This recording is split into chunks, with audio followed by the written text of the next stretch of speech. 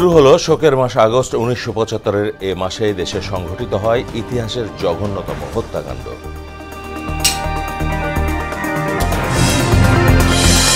জামালপুরে যমুনা নদী রক্ষা বাঁধে ভাঙন দেখা দেয়, আতঙ্কিত জনগণ। প্রকল্প হাতে নেওয়া হয়েছে, দাবি পানি উন্নয়ন বোর্ডের।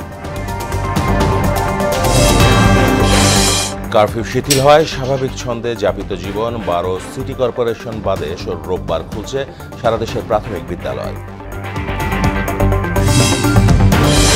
এবং জামাত শিবিরের রাজনীতি নিষিদ্ধের বিষয়টি প্রক্রিয়াধীন, জানালেন স্বরাষ্ট্রমন্ত্রী। নির্বাহী আদেশ পেলেই সিদ্ধান্ত কার্যকর।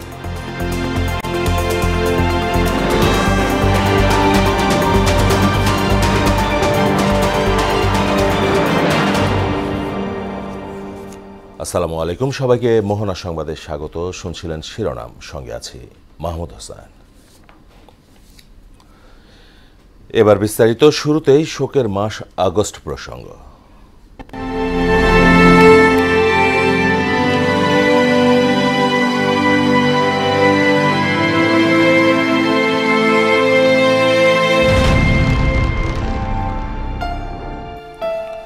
শুরু হলো শোকের মাস আগস্ট। ১৯৭৫ সালের এ মাসেই বাঙালি হারায় তার হাজার বছরের শ্রেষ্ঠ সন্তান, জাতির জনক বঙ্গবন্ধু শেখ মুজিবুর রহমানকে।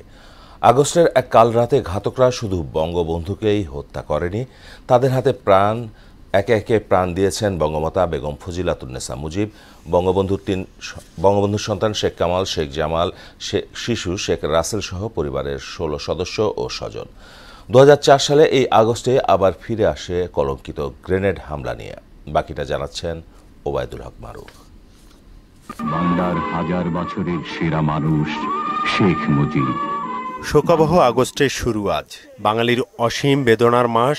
এ মাসের ১৫ তারিখে ইতিহাসের এক ভিন্নতম হত্যাকাণ্ড থেকে শুধু জাতির জনক নন, বঙ্গমাতার সাথে রেহাই মেলেনি বঙ্গবন্ধুর সহোদর শেখ নাসের, পুত্রবধূ সুলতানা কামাল ও রোজি জামাল, ভগ্নিপতি আব্দুর রব শ্রেণিয়াবাদ, ভাগ্নে যুবনেতা ও সাংবাদিক শেখ ফজলুল হক মনি, তার সহধর্মিণী আরজুমনি ও কর্নেল জামিল সহ পরিবারের ১৬ জন সদস্য ও আত্মীয়ের।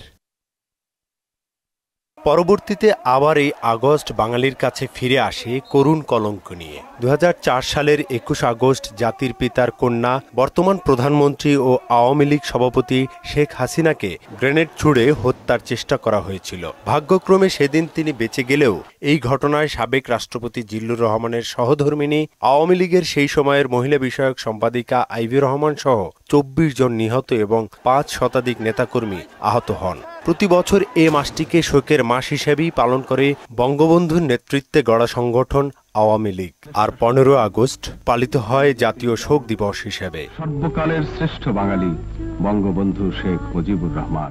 ৩১ জুলাই সন্ধ্যায় জাতীয় জাদুঘরের সামনে মোমবাতি প্রজ্বলন করে শোকের মাসের কর্মসূচির সূত্রপাত করে ছাত্রলীগ। বৃহস্পতিবার সকাল ১১টায় রাজধানীর কৃষিবিদ ইনস্টিটিউটে কৃষক লীগের রক্তদান কর্মসূচি ছাড়াও মাসব্যাপী নানা কর্মসূচি পালন করবে আওয়ামী লীগ সহ দলের সহযোগী সংগঠনগুলো। পালন করবে বাঙালি জাতি, বাংলাদেশ।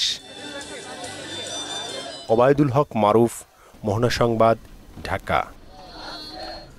জামালপুরে বন্যার পানি কমতে শুরু করায় যমুনা নদীর বাম তীর বাঁধে ভাঙন শুরু হয়েছে।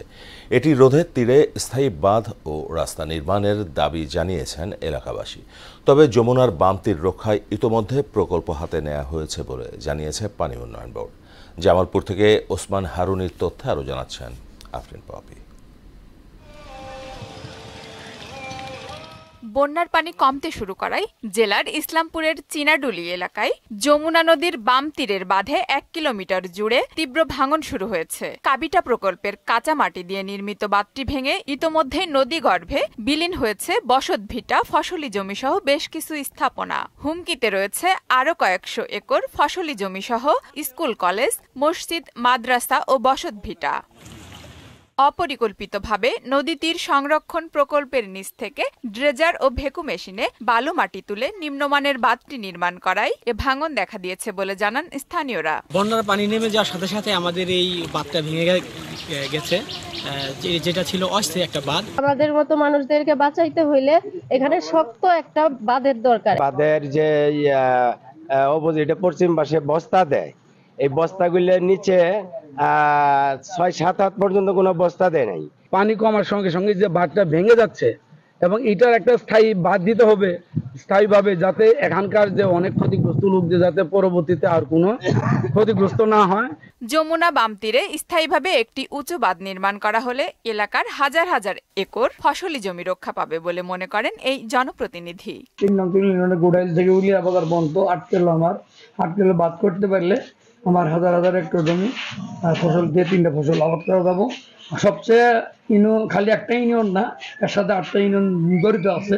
যমুনা নদীর বাম তীর রক্ষায় এরই মধ্যে একটি প্রকল্প হাতে নেওয়া হয়েছে বলে জানালেন পানি উন্নয়ন বোর্ডের এই কর্মকর্তা। সমন্বিত পানি ব্যবস্থাপনা ফেজ 1 শীর্ষক একটা সমীক্ষা প্রকল্প চলমান আছে। বন্যা নিয়ন্ত্রণ বাঁধ সহ অন্য অবকাঠামো নদী তীর সংরক্ষণ কাজ বিভিন্ন স্টাডি চলতেছে। এখন এই স্টাডির আলোকে যদি কোনো সুপারিশ আসে, সেই সুপারিশ মোতাবেক নতুন প্রকল্প আমরা গ্রহণ করে তাহলে সেই ক্ষেত্রে আমরা প্রকল্পটি বাস্তবায়নের মাধ্যমে যে অঙ্গগুলো আসে সেগুলো বাস্তবায়ন। যমুনার ভাঙন রোধে সরকার দ্রুত স্থায়ী ব্যবস্থা নেবে এমনটাই প্রত্যাশা এলাকাবাসীর।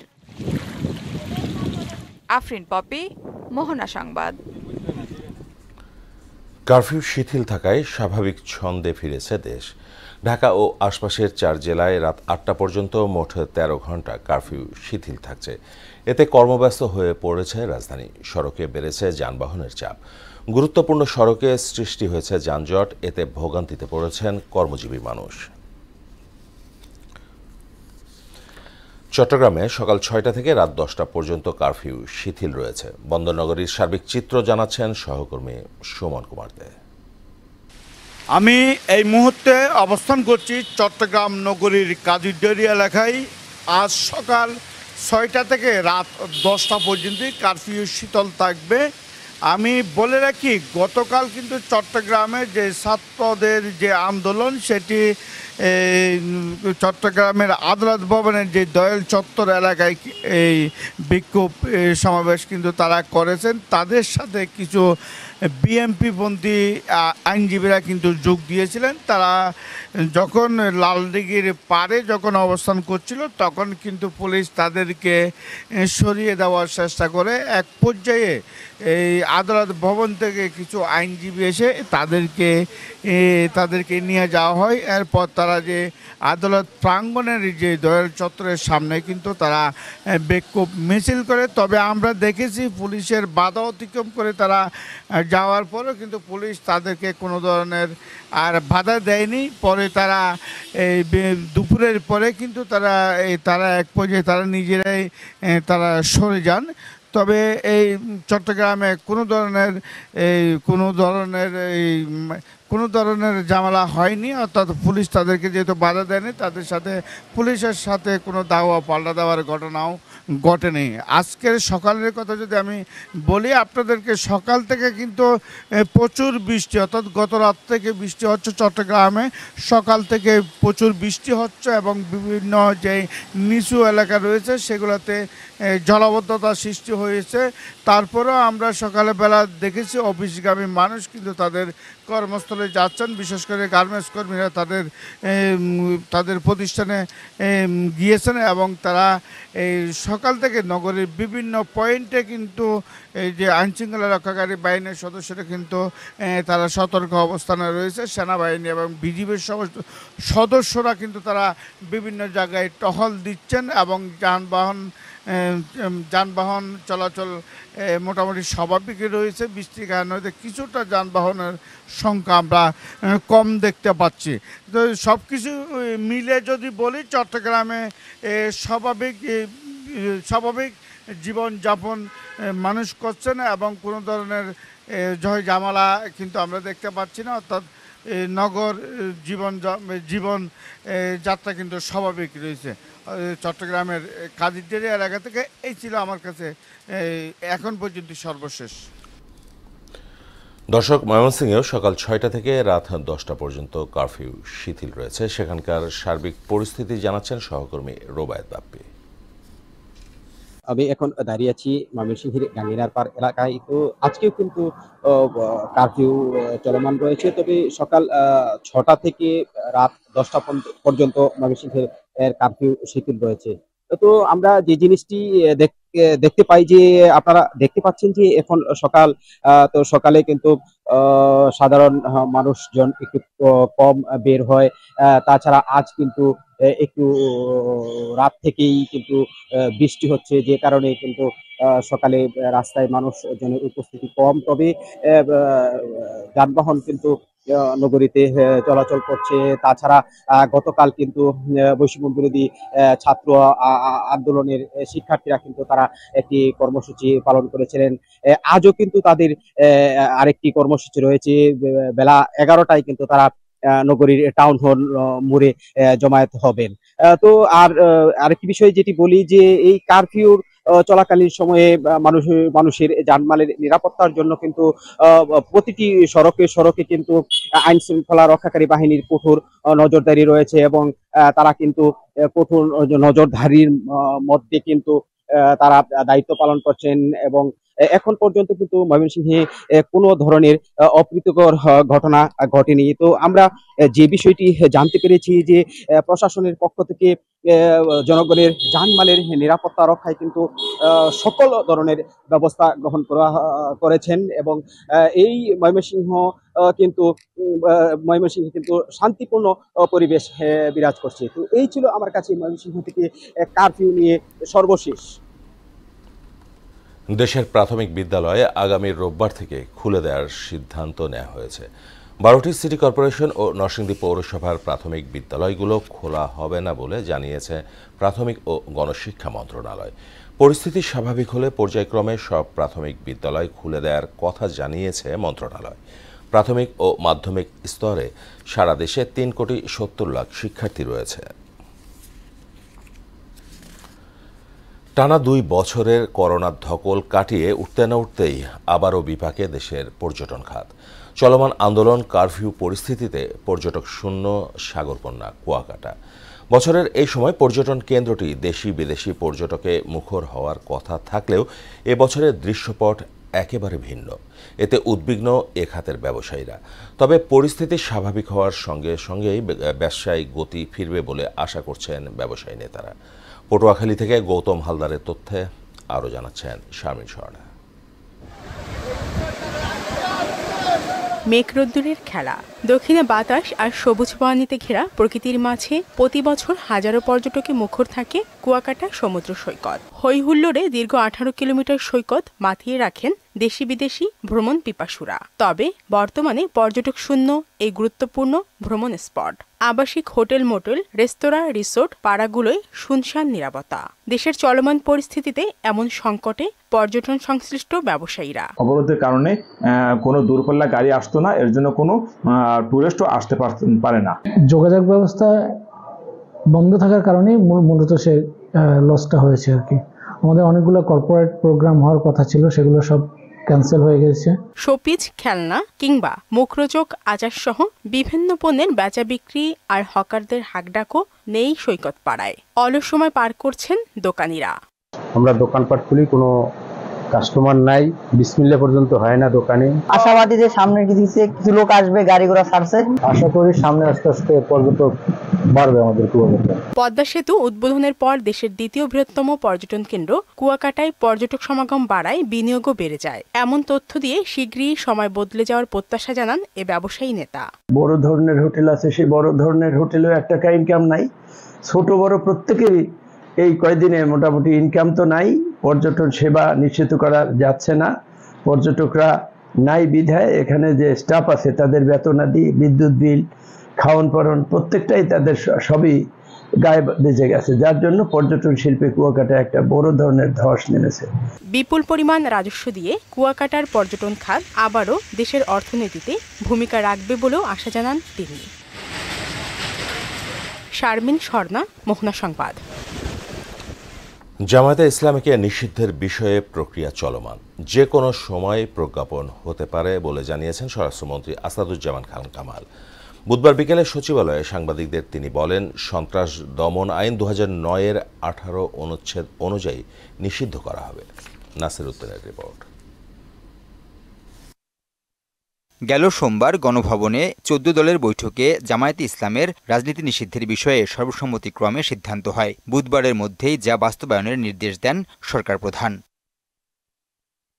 তবে সচিবালয়ে স্বরাষ্ট্রমন্ত্রী বলেন, এটি এখনও প্রক্রিয়াধীন, যে কোনো মুহূর্তে সিদ্ধান্ত জানানো হবে। সন্ত্রাস দমন আইনের 18 অনুচ্ছেদ অনুযায়ী জামায়াতকে নিষিদ্ধ করা হচ্ছে। মাননীয় প্রধানমন্ত্রী সবার সঙ্গে আলাপ আলোচনার মাধ্যমে যেটা সিদ্ধান্ত নিয়েছেন, সেই সিদ্ধান্ত অনুযায়ী আইনও আছে, সন্ত্রাস দমন আইন বোধহয় না, সন্ত্রাস দমনের 18 অনুচ্ছেদের বোধহয় এরকম একটা সুযোগ রয়েছে। মন্ত্রী বলেন, জামাত শিবিরের কারণেই দেশে চলমান পরিস্থিতি তৈরি হয়েছে। শিক্ষার্থীদের সামনে রেখে তারা ধ্বংসাত্মক কাজ করেছে। রাজনৈতিক ডিমান্ড রয়েছে এবং এই অতি সম্প্রতি যে সমস্ত ঘটনাগুলি ঘটছে, এইগুলির মধ্যে জামাত শিবিরের যে সম্পর্ক রয়েছে, এই সবগুলি মিলিয়ে ঝুলেই সিদ্ধান্ত। এটা প্রক্রিয়াধীন আছে, যে কোনো সময় আসবে, আমরা প্রজ্ঞাপন জারি করব। তাদেরকে বিচারের মুখোমুখি করতেই এই প্রক্রিয়া বলেও জানান স্বরাষ্ট্রমন্ত্রী। ছাত্ররা কোনোদিন এই ধ্বংসাত্মক কর্মকাণ্ডে এরা লিপ্ত হতো না যদি তাদের পরামর্শদাতারা এইগুলি পরামর্শ না দিত। নাসির উদ্দিন, মোহনা সংবাদ, ঢাকা। ধ্বংস করেছে। নরসিংদী জেলা কারাগারে আসামি পলায়নের ঘটনায় দায়িত্বে অবহেলার অভিযোগে 77 জনকে বরখাস্ত করা হয়েছে। এর মধ্যে 67 জন কারারক্ষী, বাকিরা জেলার জেল সুপার সহ আরও 10 কর্মকর্তা। বর্তমান জেল সুপার শামীম ইকবাল জানান, দায়িত্বে অবহেলার কারণে বরখাস্তের পাশাপাশি সবার বিরুদ্ধে বিভাগীয় মামলা দায়ের করা হয়েছে। কোটা আন্দোলনের সময় গত 19 জুলাই নরসিংদী জেলা কারাগারে হামলা, ভাঙচুর ও অগ্নিসংযোগ করে দুর্বৃত্তরা। এ সুযোগে 9 জঙ্গি সহ 826 জন কারাবন্দী পালিয়ে যায়। জেলখানার অস্ত্রাগার থেকে লুট হয় বেশ কিছু আগ্নেয়াস্ত্র।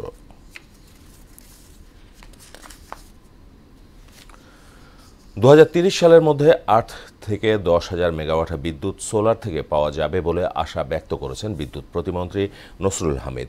বুধবার সোনাগাজী সোলার প্রকল্পে জার্মান কোম্পানি IP.DOT ও বাংলাদেশের বিদ্যুৎ বিভাগের মধ্যে চুক্তি স্বাক্ষর অনুষ্ঠানে একথা বলেন তিনি। 12টি সোলার প্রজেক্ট নিয়ে ইতোমধ্যে কাজ চলছে উল্লেখ করে তিনি আরও বলেন, 2041 সালের মধ্যে 40% জ্বালানি নবায়নযোগ্য উৎস থেকে আসবে, যার প্রধান লক্ষ্য 2050 সালের মধ্যে কার্বন নিঃসরণ শূন্যে নামিয়ে নিয়ে আসা। আমরা আশাবাদী যে আগামী 30 সালের মধ্যে প্রায় 8,000 মেগাওয়াট থেকে 10,000 মেগাওয়াট সোলার থেকে আমরা বিদ্যুৎ আশা করছি। ইতিমধ্যে রিনিউয়েবল এনার্জি হিসাবে আমরা নেপালের সাথে চুক্তি করতে যাচ্ছি। আমরা আশাবাদী যে আগামী মাসের মধ্যে চুক্তিটা সই হবে। 40 মেগাওয়াট আমাদের বেশ কিছু চুক্তিপত্র হয়েছে, প্রায় 12,000 মেগাওয়াটের মতো সোলার প্রজেক্ট নিয়ে আমরা কাজ করছি। শেষ করব মোহনা সংবাদ, যাবার আগে শিরোনামগুলো আরো।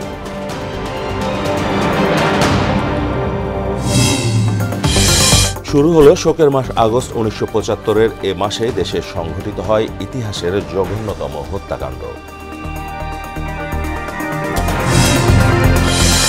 জামালপুরে যমুনা নদীরক্ষা বাঁধে ভাঙন দেখা দেয় আতঙ্কিত জনগণ। প্রকল্প হাতে নেওয়া হয়েছে, দাবি পানি উন্নয়ন বোর্ডে।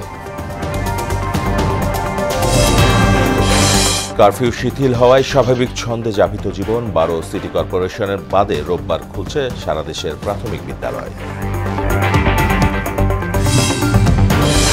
এবং জামাত শিবিরের রাজনীতি নিষিদ্ধের বিষয়টি প্রক্রিয়াধীন, জানালেন স্বরাষ্ট্রমন্ত্রী। নির্বাহী আদেশ পেলেই সিদ্ধান্ত কার্যকর।